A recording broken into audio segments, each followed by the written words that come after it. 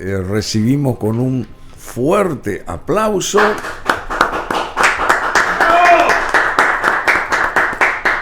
al abogado, y masterado en política global, especialización en técnica legislativa también tiene él, analista político, ocupó cargos en la función pública, hasta recién nomás fue director general de cooperaciones. De cooperación del Ministerio de Educación, y fue candidato a senador. Leandro Prieto Yegros Ruiz. ¿Se te dice también Prieto Yegros? Sí, la verdad que sí, es permanente. Leandro sí. Prieto Yegros, vos tenés que llamarte así, en honor a tu papá. Unir los apellidos, sí. De hecho que yo tengo un primo que lleva el apellido Fernando Prieto Yegros. No, pero ese Prieto Yegros es un apellido legendario de la cultura, de la preparación, de familias con mucha capacidad, ¿verdad? De locución, de literaria, qué sé yo, creadora, creativa también. ¿Cuánto trabajó tu papá Leandro Prieto Yegros en toda su vida? Hizo un montón de cuestiones, apoyó su ideario. Exacto. Por eso yo lo respetaba a él, porque él no se apeó del caballo en el 89, al contrario, cada vez más se enorgullecía del camino que tomó, con esa honradez que le caracterizó a tu papá, porque fue un colorado de pura cepa, pero honesto y a carta cabal, un intelectual de primera, de fuste, tu viejo, Leandro Prieto Yegros, muy amigo de Alfredo Stroessner, pero él siguió hasta sus últimos instantes de vida apoyando todo lo que hizo Alfredo Stroessner durante 35 años, ¿verdad? Por eso yo lo respetaba a él, porque él no es que lo dejó de lado, se fue a otro bando como muchísima gente, sino él se quedó ahí. Esta es una foto de la época, ahí está tu papá Leandro Prieto Yegros y el general Stroessner ahí en el Palacio de López. Y bueno, te quiero decir nomás que yo lo respeté siempre por eso. Y frente a su casa, sobre la Avenida España, estaba la casa de Germán Guyari, de los Guyari. Entonces los Guyari alzaban la bandera azul del Partido Liberal, y él, en contrapartida, alzaba desde su casa la bandera roja. Entonces, y eran muy amigos, ¿verdad? Porque con Ezio Guyari, sobre todo, Leandro era muy amigo, y discutían, pero en los mejores sentidos, ¿verdad? Uno era colorado acérrimo y otro era liberal acérrimo, y vivían enfrente, uno enfrente del otro. Y me acuerdo que siempre cuando se hacían hace muchos años los encuentros del Bosque de los Artistas, ahí que estuvo por 25 años, en lo de Germán Guyari, el primero que se iba, y con tu mamá también, a ver todas esas exposiciones y todo eso. Y qué sé yo, era Leandro Prieto Yegros, siempre con su corbata roja, ¿no? Bueno, fuimos muy amigos. Yo tuve la honra de trabar amistad con él. Vino muchas veces acá a nuestro centro de comunicación, me traía sus libros y me comentaba. Y bueno, también ahí está tu papá en Stroessner Secreto, que fue esta gran producción que la hicimos con una repercusión increíble. Podemos poner el audio de este señor, ¿verdad? Por favor, el audio. A ver si ponemos el audio del... Encabeza. A ver si ponemos el audio donde aparece Leandro Prieto Yegros, por favor. Vamos a calmarnos y poner bien ahí la cuestión, porque nos interesa ahora Leandro Prieto Yegros. este señor nos interesa. Cuando accede al poder, el 15 de agosto del 54, el coloradismo estaba totalmente desquiciado, enfrentado en múltiples facciones. Habían, recuerdo, estigarribistas, natalicistas, moriniguistas, epifanistas, chavistas. El advenimiento del general... Bueno, era un escritor que no paraba nunca, Leandro Prieto Yegros. Hizo también, creo que novelas también hizo él, ¿o no? No, Margarita Prieto era la que Margarita, escribía cuentos, era claro, más que fue su hermana. Su hermana, sí. Su hermana, que también fue historiadora y también eximia historiadora, escritora. Sí, mismo. La conocí y excelente señora, que todos los Prietos Yegros, sí. Todos. Él solía escribir poesía, pero así para regalarle a mamá. Pero y cosas tenía así, muchas facilidades. Una facilidad para crear. Pero todo ello, ojo, todos los... Ellos fueron 6 hermanos. Y fueron 6, sí. 6 hermanos. ¿Y vive alguien todavía? Sí, vive. Vicky Prieto. ¿Sería la menor o no? La menor de todas, sí, exactamente. Y bueno... Pero estamos con el hijo de Leandro Prieto Yegros, que yo le sugiero así, que firme Leandro Prieto Yegros Ruiz, en todo caso, porque Prieto Yegros no debe de desaparecer ese apellido. Es un apellido de mucho fuste, como bien dije, de mucha y de mucha asociación a la parte literaria y a la parte de la cultura del país, y a la parte histórica. No puede desaparecer Prieto Yegros. Fíjate que con la llegada de los primeros españoles ya llegan los Yegros. Claro. A esta, o sea que o más sea, paraguayo ustedes vienen de Fulgencio Yegros, ¿o sí, no? Antonio Tomás en realidad, el hermano sí. de Fulgencio Yegros, que también es considerado prócer de la independencia. Y el padre de ellos, después venimos de Domingo Martínez Irala para adelante. Y de Lucy Yegros también son parientes, claro, ustedes. Sí, claro, de Lucy Yegros. Sí. Bueno, Leandro Prieto Ruiz, o Leandro Prieto Yegros Ruiz, porque vos sos sobrino del querido Coqui Ruiz también. Así mismo. Sí. Tu mamá fue hermano de Coqui Ruiz. Hermana, sí. Así que ustedes tienen la cultura por todas las venas, por todos lados. Sí. Ella tocaba el piano, era maestra de piano, claro, aparte de tu madre era hermosa. Pintaba también, luego dejó por el trabajo, era la escribanía. Ella era escribana. Escribana. Pero hermosa, elegante tu mamá. Y orgulloso tu padre de tener una señora así tan elegante, tan inteligente también. Sí.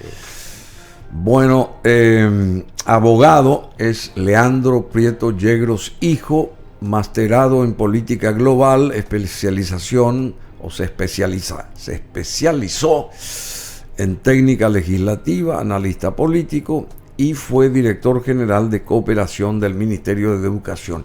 ¿Por qué te sacan del Ministerio de Educación? Estuviste 2 años ahí. ¿Por qué te sacan? Porque es un año electoral el que se está...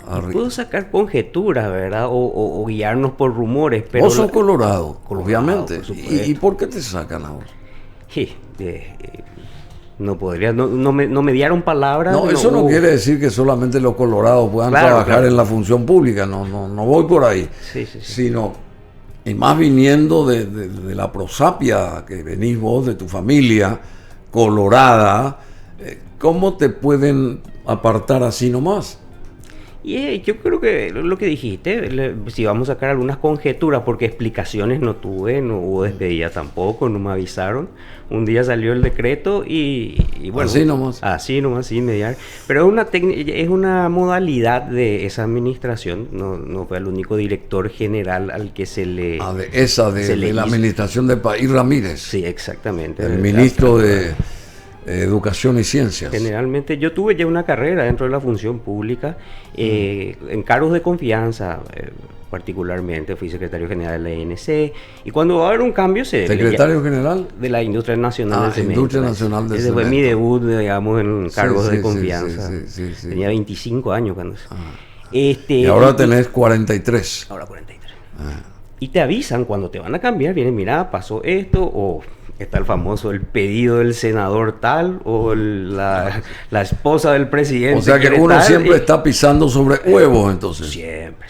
Y ahora los huevos están caros. Ahora los huevos están caros, exactamente. ¿Y después qué más?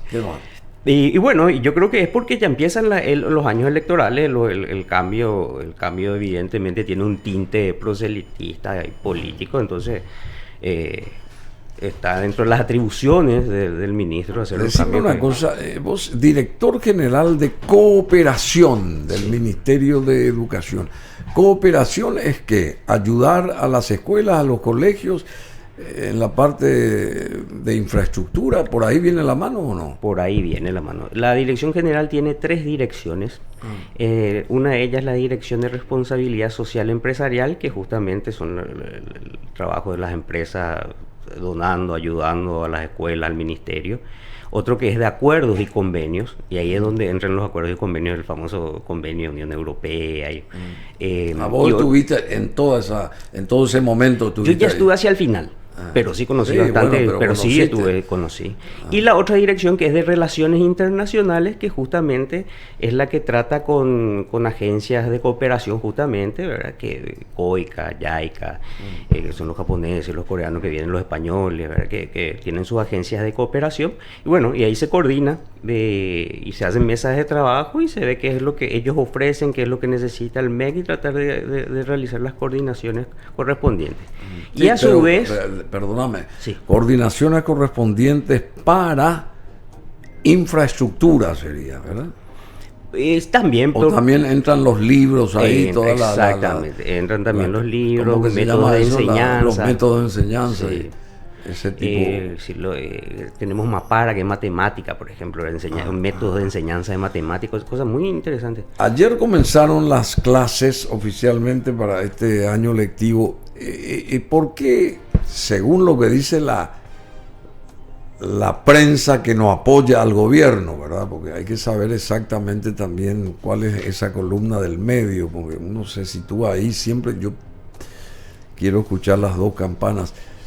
¿Por qué hay tantas escuelas abandonadas sabiendo que comienzan las clases, se tuvo el tiempo para hacer, porque este gobierno comenzó hace casi 2 años, ¿verdad? Y justamente, o sea, vos entraste, te ubicaron ahí cuando arrancó este gobierno de Santiago Peña, ¿sería? Exactamente, estuve en el último año del pasado gobierno y el comienzo de este gobierno, bueno, hasta hace 2 semanas. Claro, hasta hace 2 semanas, o sea y se tuvo un tiempo prudencial para remozar las escuelas, los colegios.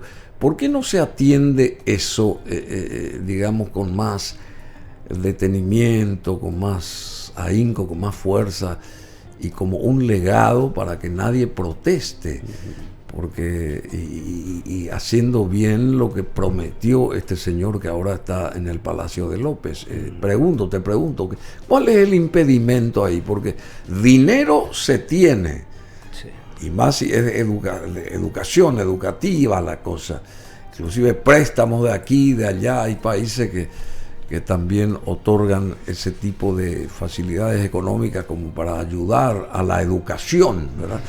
¿Qué realmente está pasando ahí en ese seno educativo? ¿Qué pasa?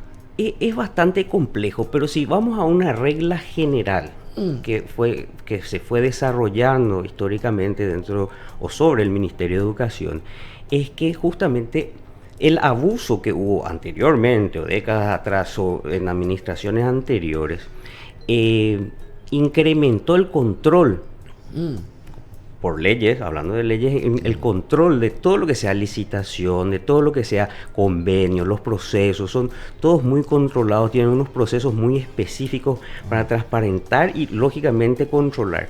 Pero esa burocracia generada para controlar al Ministerio de Educación le restó eficacia, muchísima eficacia.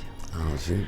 Pero sin esa eficacia ocurren cosas como, creo que hay un ministro que fue de Riar, creo que estuvo preso, se compró un hotel, yo no sé ni qué, pero bueno, son cosas que suceden de repente justamente porque no hay ese balance y ese equilibrio no había dentro del ministerio. Ahora, buscando nuevas reglas de juego, queriendo controlar, queriendo evitar esas cuestiones, le volvemos más lento al proceso.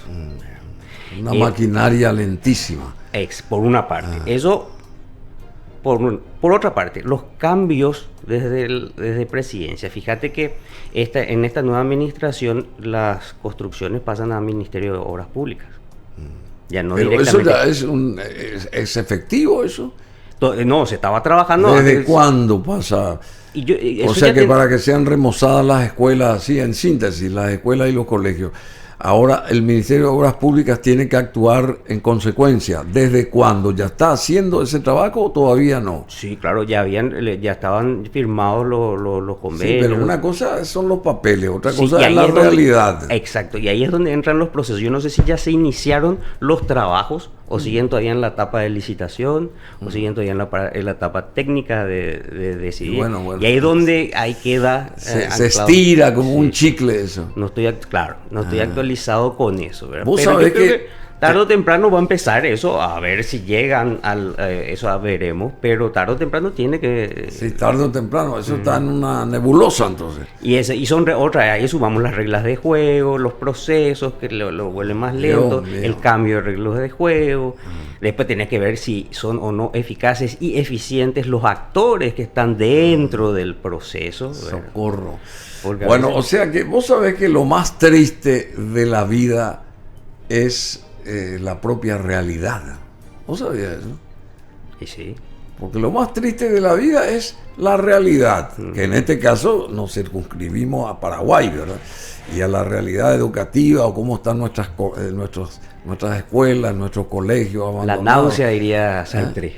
Claro, o sea, la realidad es lo más triste que existe, porque vos estás en un sueño, en un limbo, en un esto, crees que se hace esto, se hace aquello, pero al final de cuentas no se avanza en nada. Pero no es este nuestro tema, sino, a ver, vos sos analista político, ¿y cómo está nuestra situación acá en Paraguay?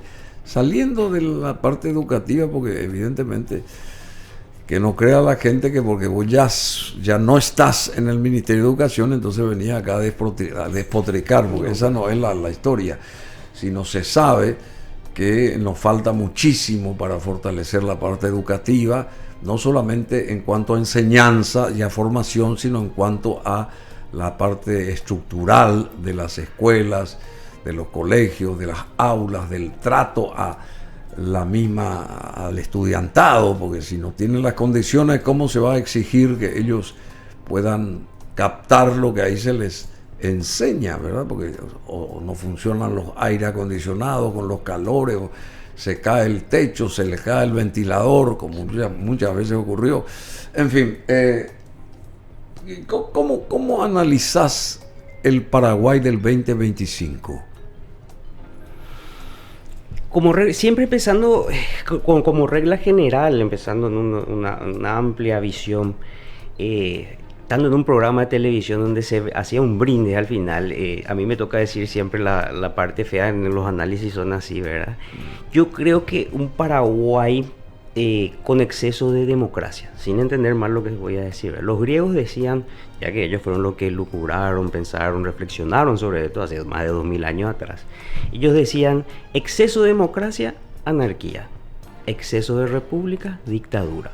Entonces, ¿qué es lo que se buscó durante esos 2000 años? Encontrar el equilibrio entre república y democracia. Por eso hablamos de una república democrática. Cuando una de esas dimensiones se excede, la máquina, el sistema, que es como un motor, como un organismo, empieza a funcionar mal. Sí. Y nosotros, desde el golpe de Estado hasta esta época, le tomamos mucha consideración a la democracia. Es más, yo soy demócrata, yo daría todo por la democracia, pero hay que saber hasta qué punto es democracia y en qué punto empieza la república, que es el imperio de la ley, ¿verdad? Las estructuras armadas. Muy bien lo que decís. Sí. Entonces, ese equilibrio es el que nosotros perdimos hace un buen tiempo ya. Entonces, es el barco que va, no sabemos hacia dónde va, el timón no anda, la vela no sopla. ¿Por qué se perdió, según vos? Y yo creo que es eso, ¿verdad? Es muy fácil, pues, decir la mayoría quiso. ¿Verdad? Hay que saber a veces cuándo la mayoría debe ser calificada o cuándo no. Por ejemplo, ahí es donde entra la República. Entonces, bueno, nosotros todos analizamos en pos de la libertad, que terminó siendo libertinaje, en pos de la democracia, que está terminando siendo una anarquía. Estamos sacrificando el orden, estamos sacrificando la legalidad, el imperio de la ley y el equilibrio que la República concede a las democracias. En todos estos años de gobiernos colorados, ¿vos decís que el coloradismo contribuyó en gran medida para el avance de Paraguay? Sin lugar a dudas, sí. Vamos a hacer comparaciones entre instituciones como otros movimientos políticos, otras agrupaciones. El aporte del Partido Colorado, yo puedo en cualquier estudio o análisis que se haga está por encima, ¿verdad? Pero justamente el juego que se dio al exceso de democracia, porque fíjate los mecanismos cómo fueron cambiando, ¿verdad? ¿Cómo se elegía el presidente antes, el presidente de la Junta de Gobierno? ¿Verdad? En una convención, habían convencionales. ¿Quién eran los convencionales? Los caraiguazú, los que daban la cara, los que te atendían, los que eran señores de su zona o personas presentables, ¿verdad? Después eso se masificó. Al masificarse, perdimos el control. Y al perder el control ya todo dice, no, la mayoría dijo, esto, entonces se descontroló y las reglas ya se pisotean con la varita de la mayoría. Entonces, en ese esquema es muy difícil controlar y construir algo, ¿verdad? Se vuelve cada vez más difícil. Y países chiquititos como el nuestro, que tendrían que ser eficaces y eficientes, se vuelven paquidermos pesadísimos. Bueno, y en 36 años, está bien, se lo saca a Stroessner, inclusive tu padre, una famosa anécdota que él repetía y contaba, que se fue a visitar al general antes del 2 y el 3, a finales de enero creo que fue, y me vengo a despedir, dice que le dijo al general. ¿Cómo le va, general? Me vengo a despedir, señor presidente. ¿Y a dónde va Prieto Yegros? ¿Va a viajar? No, al que lo van a sacar es a usted. Dijo, él le venía a advertir que lo iban a sacar, y no creyó, por supuesto, Stroessner en ese momento, porque confiaba en todas las Fuerzas Armadas, y sabemos toda esa historia, pero llegó el 2 y el 3 y lo sacaron. Y esa mente brillante de tu padre, a través de la fortaleza, como bien sostenés, que tiene también o tuvo el Partido Colorado, ¿por qué no lo utilizaron a tu papá en ese aspecto? Porque él era como un paria después del 89, dentro del seno colorado, siendo una lumbrera tu papá, ¿verdad? Sí. Con una mente brillante como muy pocos. ¿A qué se debió eso? Y a lo que voy yo. Para fortalecer eso que comenzó supuestamente en el 89, claro, estoy hablando, ¿verdad? Porque el problema fue ese. Claro. Llegó la democracia, pero no teníamos demócratas. Leandro Prieto Yegros fue demócrata. Él tuvo un suceso caótico que fue en el 87. Vos te acordarás que se dijo que se vendió. A mí me dijeron que se vendió por $1 millón, que un montón de cosas. Que la verdad fue que Stroessner, que era su amigo, también su jefe, le pidió, le dijo, entrar a la convención, avalar la convención. Y él dijo sí, pero dio sus condiciones. ¿Y quién la acompañó ese día? Ya que hablamos de él, Coqui Ruiz. Cuando estuve de campaña, estuve por misiones y Coqui me contó todo lo que pasó ahí. Y Prieto Yegros dice, voy a avalar, pero pido el voto secreto y uninominal, que era la primera que el Partido Colorado hacía eso. Él ya estaba imponiendo, o sea, dentro de sus condiciones, porque no fue incondicional su apoyo. Entonces se dieron algunas cuestiones que él era un demócrata cabal, que le defienda a su amigo Stroessner, que tengan ciertos sesgos sobre Stroessner. Porque la amistad era incondicional para Claro, él, y como él dice, en la experiencia a mí nunca me pidió nada irregular. Yo tampoco experimenté algo irregular con él. Entonces, en esa condición, él, como decía hasta sus últimos días, amigos para siempre, decía en el título de uno de sus libros, Sí, el último, sí, que es sí, Mis sí. conversaciones con Stroessner. Entonces, ¿qué pasó? Llegó la democracia sin demócratas. Sí, sin demócratas. Y los demócratas lo primero que tienen son complejos. Y ahora existen demócratas. Tampoco. ¿Eh? Menos. Y con complejos otra vez. Esos son los complejos, los delirios que tiene el político. Hay un libro muy interesante que te recomiendo y recomiendo a A la los audiencia, televidentes, sí. que es de David Owen, En el poder y la enfermedad se llama. David Owen fue lo que sería hoy ministro de salud acá, ¿verdad? Y él ahí habla de las patologías psicológicas y hasta psiquiátricas que tienen los políticos. Pero te dice una parte y con eso te resumo lo que dice el libro, Fabuloso. que es cuando te atrapa. Dice, David Owen. si usted piensa, si usted se va a meter en política, probablemente ya tenga algún tipo de demencia, porque creo que en medicina se le llama demencia a todas las... Tengan algún tipo de demencia. Y si no lo tiene, al salir lo tendrá. Sí, directa. Así te atrapa el libro, entonces imagínate. Es así, y tratamos con esa gente, tratamos con egos desmedidos. Nuestra Corte Suprema. ¿Cómo vos visualizar la Corte Suprema? Y eso justamente, egos O desmedidos sea, que el no pueden... poder de la Corte Suprema. A ver. Son como los egos, fíjate, como unos globos, unas piñatas, así que no pueden sentarse en una mesa para conducir conducir el transporte de la justicia, ¿verdad? Porque es una pelea individual entre ellos, entre sus egos, ¿verdad? Y ahí entra David Owen.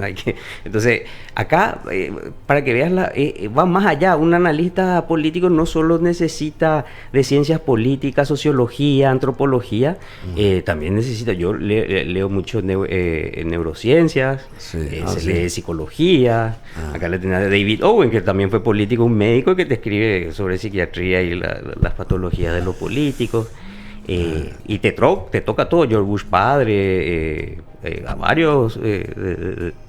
Y hablando de egos, ¿Donald Trump tiene el suyo o no? Por supuesto, claro.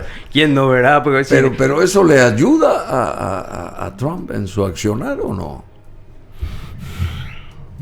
yo creo que es algo que a él siempre le sirvió, tanto en lo privado como en lo público, en todo momento. Pero llega un tope que ese tipo de arrastre o de llevarse por las emociones de cada uno llega a su fin, ¿verdad? Pero hay que ver, lo único que podemos es seguir viendo. Ahora, con lo que está haciendo, está creando mucha incertidumbre. Las alianzas históricas que habían están también en duda. Entonces, el panorama no sabemos hasta que llegue a aplicarlo o no, ¿verdad? Porque la otra vez estaba viendo, habla mucho de la motosierra y los despidos. Y estaba leyendo ayer o anteayer sobre los despidos. Y 700 contratos fueron los que a mí me parece normal. No me parece ni mucho ni poco, pero me parece normal. Y más en Estados Unidos. Y cada cambio de gobierno es así. Así Entonces no es que hubo esa motosierra que le regaló el presidente de Argentina y que cortaron. Es muy Eso difícil. le regaló a Elon Musk. Exactamente. Específicamente. Bueno, David Owen, que es del que hablaba acá Leandro Prieto Yegros Ruiz, este señor ya falleció o sigue todavía con vida, médico, secretario de Estado de Asuntos Exteriores de la Commonwealth, ¿no? Británico, evidentemente es. Bueno, y nacía el 2 de julio de 1938. Un político avesado, médico británico que se desempeñó como secretario de Estado de Asuntos Exteriores, David Owen, y tras su retiro de la Cámara de los Lores, el político laborista y miembro fundador del Partido Socialdemócrata, Lord Owen, analiza su vida. Digamos, se ve que ya, no sé si vive todavía este señor No sé. o ya falleció este señor. A ver si me ayudas. Sigue vivo. sigue vivo, sigue vivo. 86 años tiene. Bueno, Leandro Prieto, hijo, a ver, y cómo está, y qué pasa con la oposición desde tu óptica acá en Paraguay. ¿Por qué la gente no se manifiesta cuando siente incomodidad? La ciudadanía en general, ¿verdad? ¿Por qué no sale a la calle la ciudadanía para tratar de enderezar ciertas cuestiones, y más en esta historia de lo sucedido en el GEM últimamente, a través de un chat y toda esa cuestión de podredumbre que al parecer existe en nuestra justicia? Por un lado eso, porque la gente está aquietada, no se mueve, inmóvil. Y por el otro lado, ¿dónde está la oposición? Si existe todavía la oposición acá, porque vos sos un demócrata, me decís, como tu papá. ¿Y dónde está la oposición? ¿Qué hace la oposición? Vos podés ser colorado, pero estar no comulgando con los colorados que están en el gobierno. Te digo yo, sin preguntarte eso, pero, o sea, la oposición puede consistir también, o debe de consistir puede estar conformada por colorados, liberales, febreristas, socialistas, comunistas, qué sé yo. ¿Dónde está esa oposición? ¿Existe una oposición o le es fácil al Partido Colorado continuar así como se está hoy? Es una pregunta excelente, porque fíjate, en un momento dado sí existió la oposición como partidos fuera del Partido Colorado, o sea, partidaria, digamos. En un tiempo esta parte alternancia, desapareció va desapareciendo alternativa, mejor dicho. Sí, va desapareciendo. ¿Y dónde se configura esa dinámica de oposición? Dentro del Partido Colorado. Es decir, el otro movimiento viene a ser la oposición. Creo que en este caso... Y ese músculo que tiene el Partido Colorado es tan grande que gobierna y tiene su disidencia al mismo tiempo. Claro, y es el que surge como oposición realmente ahora. Pero, como podemos ver, hay que ver en las nuevas elecciones qué está pasando, porque al ver ahora no hay oposición ni dentro del Partido Colorado, ni fuera del partido. Está todo como desconcertado, porque estamos muy acostumbrados a tener líderes fuertes, un verticalismo, ¿verdad? Y del lado de donde tendría que haber oposición no se tiene esa figura, ¿verdad?, que pueda conglomerar, ¿verdad?, dar garantías y seguridad a los diversos actores. Sin embargo, en el oficialismo sí está el presidente de la Junta de Gobierno, que él mismo conglomera y tiene una manera particular de gobernar, ¿verdad?, y de dirigir. Decime, ¿y el Parlamento? ¿Qué? Porque el Parlamento es el poder que tiene más poder, supuestamente. Desde el 92, después de que se fue Stroessner, hicieron esa constitución para que no hayan otros Stroessner, supuestamente, ¿verdad? Y le dieron todo el poder al Parlamento, pero el Parlamento también está completamente desacreditado, porque no hay nadie ahí que tenga ese faro de... Ese es un buen punto.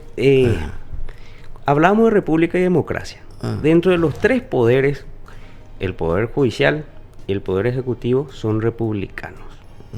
Al ser republicanos necesitan una serie de cuestiones, pero entre eso tener una alta calificación para poder conformar ese colegiado, digamos, o ese grupo. En cambio, el Parlamento es democrático.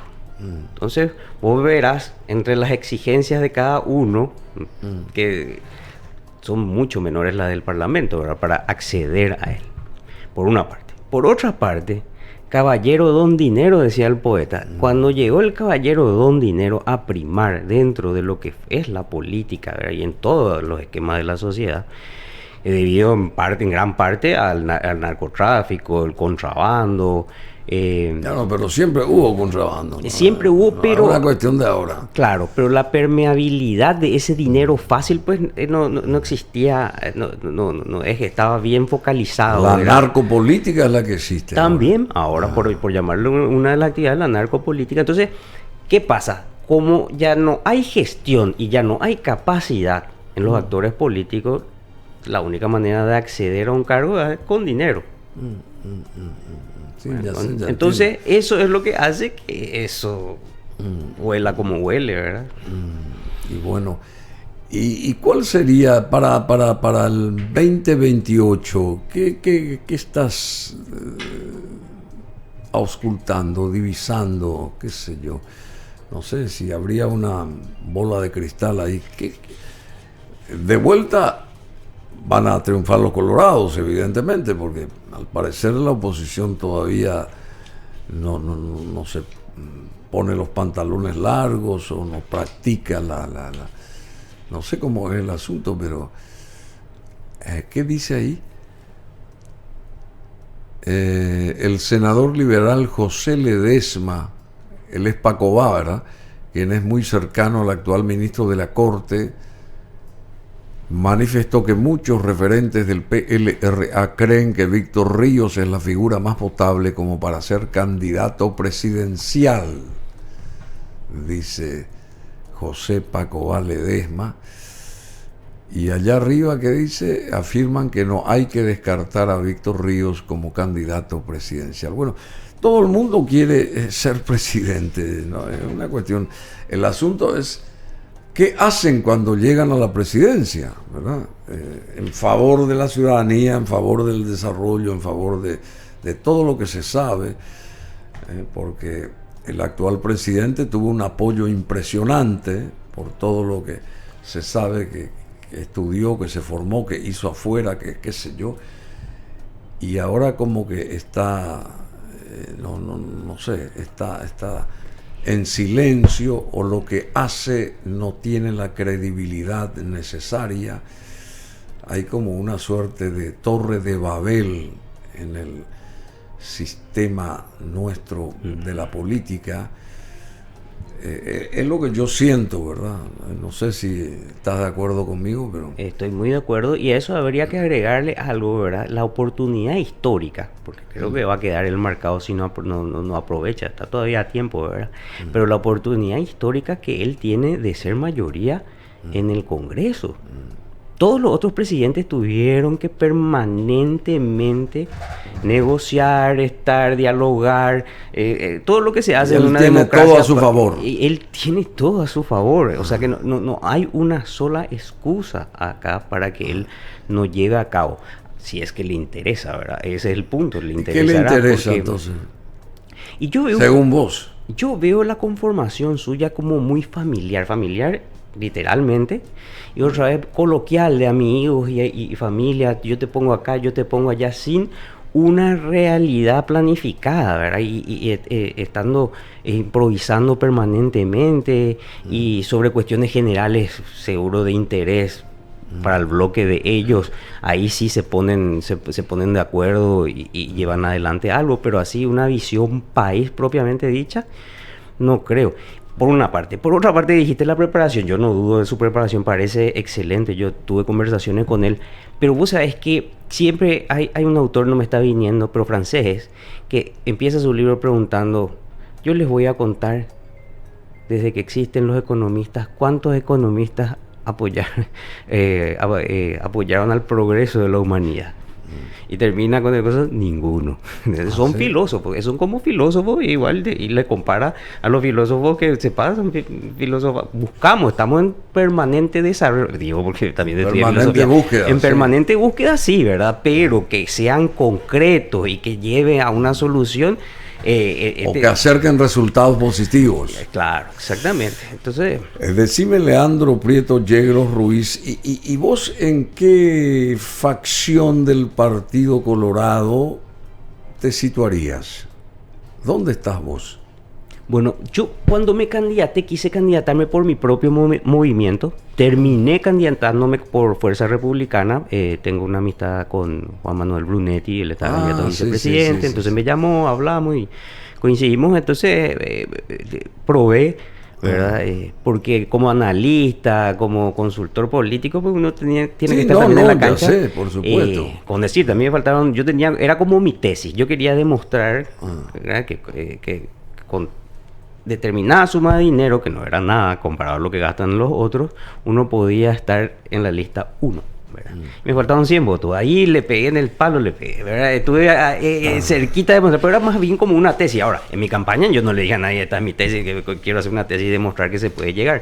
Para demostrar a la gente que sí, que se anime y que participe, porque eso es lo que está pasando dentro del Partido Colorado. Ahora, yendo a tu pregunta, en el Partido Colorado, de los 2 millones... O sea, vos estás del lado de Mario Abdo Benítez. Me candidaté con su grupo, pero tampoco coincido mucho. Yo soy como buen republicano, soy muy... El republicano pues es comunitario, pero también individualista, ¿verdad? Yo tengo mi propia visión nacionalista y partidaria. Justamente cuando lancé mi candidatura, y eso le llamó mucho a la gente, ser colorado es fácil. Llenas una planilla y presentas, se te aprueba y ya está. Ahora, ser republicano es otra cosa. ¿Y cuál es la diferencia? ¿En qué radica eso? Otra vez porque... Y ser colorado es un acto administrativo simplemente. Ya sé, pero ¿cómo es que dijiste? ¿Ser republicano? Ser republicano, claro. A ver, el republicano tiene una como visión de la vida, de la sociedad, de la política, de la cosa pública. Bueno, pero la política de por sí es... ¿Qué es ser político? Tratar de ayudar a... Justamente, un republicano consideraría que todos tenemos que ser políticos. Claro, por eso el mayor título que ostenta una persona en una república es el de ciudadano. Claro, exactamente. Y nadie ya valora eso. Es como que quedó en el olvido esas luchas y el valor que tiene ser un ciudadano dentro de una república y otra vez democrática, ¿verdad? ¿Y en qué se está entonces hoy?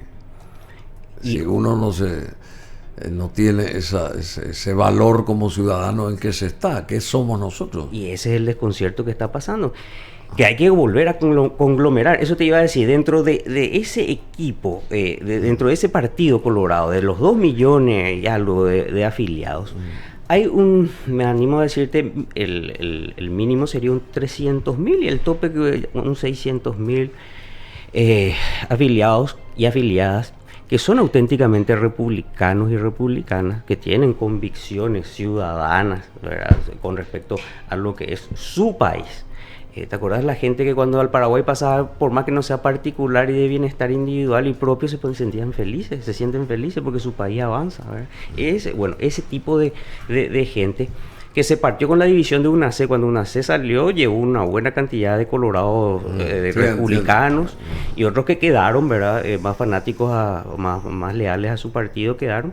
Y bueno, y dentro de esa marea estoy yo, ¿verdad?, sin ismos, porque eso es lo que yo aprendí, lo que me enseñaron mi abuelo Leandro P. Prieto, que luchó en la Revolución del 47, Guión Rojo. A ver, claro, Guión Rojo fue tu abuelo. Leandro Prieto Yegro, papá, ¿verdad?, y del lado mamá también Colorado, Egidio Ruiz, mi abuelo, su hijo Egidio también político, todos colorados, ¿verdad? Vengo de una familia colorada y, como te digo, republicana más que nada, ¿verdad?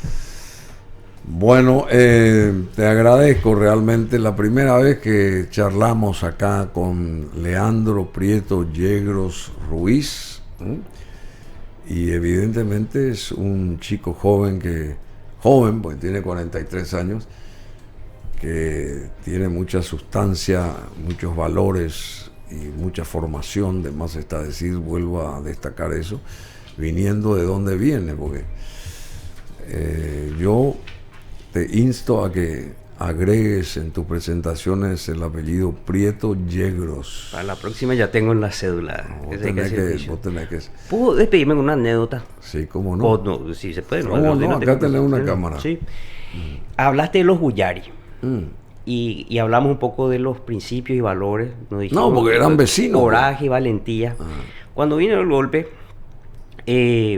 varias patrulleras se fueron para detenerla a papá y se le llevaba pues a la comisaría y se le hacían las investigaciones, porque si hizo algo se quedaba y si no, no, ¿verdad? Él estuvo creo que 4 horas.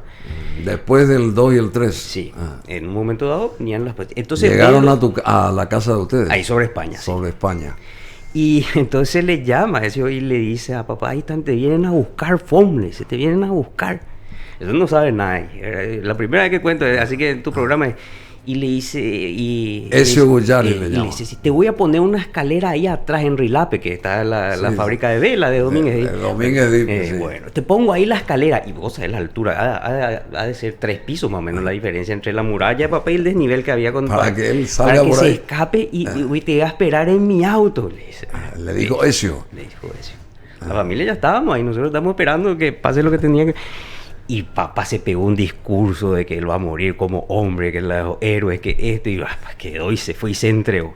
Y después muchos le pregunté, papá, estábamos comíamos los viernes de noche, era nuestra reunión, y le digo, papá, ¿por qué aquella vez no aceptaste lo de Ezio? Mi hijo, tengo 160 kilos, me iba a romper todo si me bajaba de esa escalera. Y si me llegaba a escapar con ese Brasilia que tenía, Ezio, yo no iba a entrar ahí.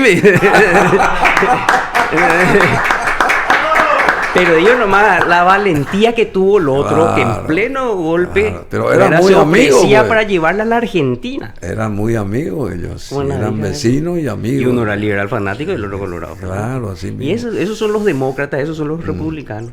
Bueno, qué lindo final de esta charla. Primera, Leandro, tenés que volver, che. Sí, claro. Y porque hay mucho que conversar y mucho que escucharte.